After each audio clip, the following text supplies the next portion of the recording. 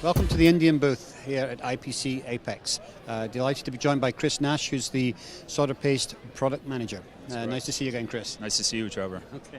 So I want to talk today about reliability. It's a huge issue in the industry, and it breaks down into various different areas.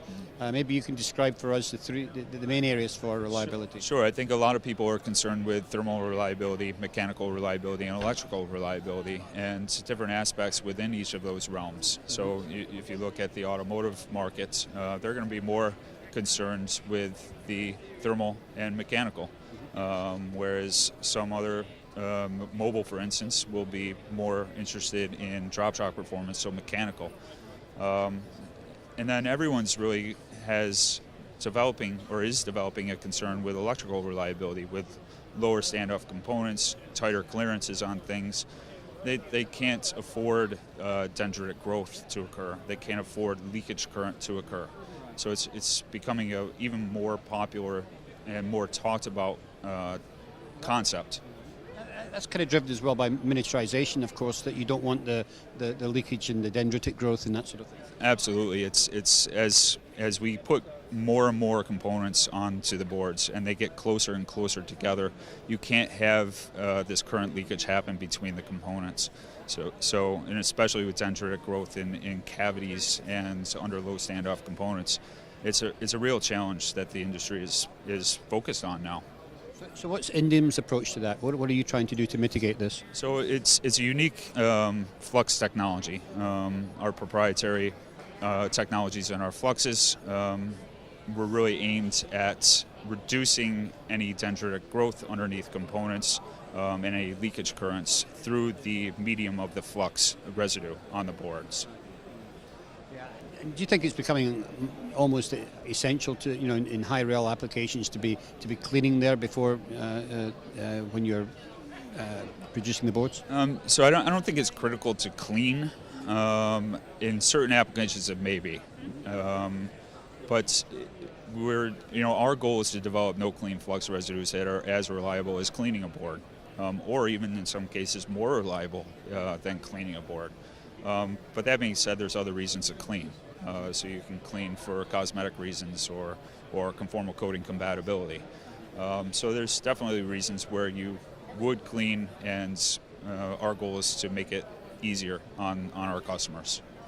So let's take a look at the structural reliability. For example, cell phones, drop tests, that sort of thing. How are you approaching that with presumably with alloys that are not too brittle? Sure. So you're getting into more of a low temp realm where you kind of have a pick your poison scenario where it's either indium based or bismuth based. Bismuth alloys are very brittle by nature. Indium tends to be a little more costly, just because of the semi-precious metals, and it's based on market performance.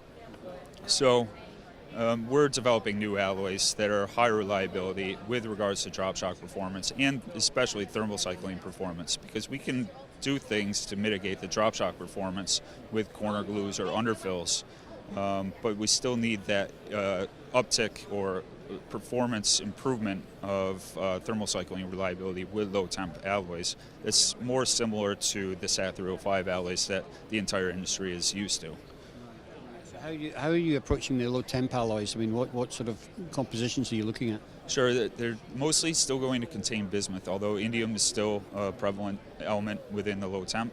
But bismuth contained alloys where we're focused on different other elements coming into play in the alloying process. So it's your pixie dust. Yeah. Yes. Right.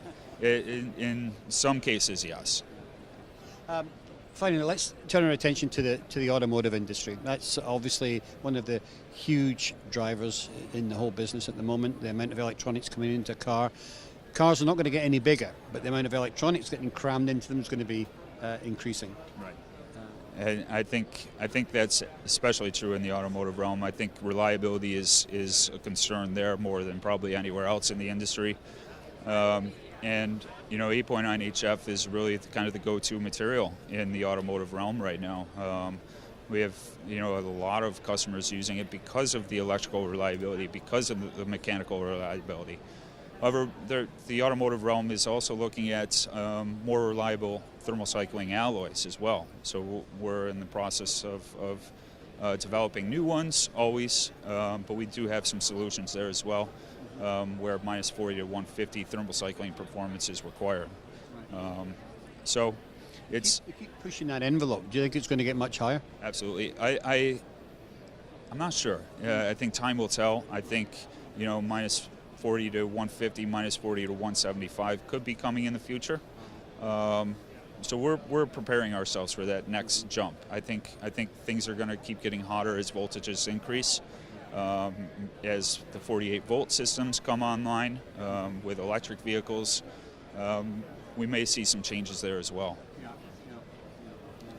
So a lot of challenges ahead, and you mentioned talking about developing new alloys. That's not a fast process.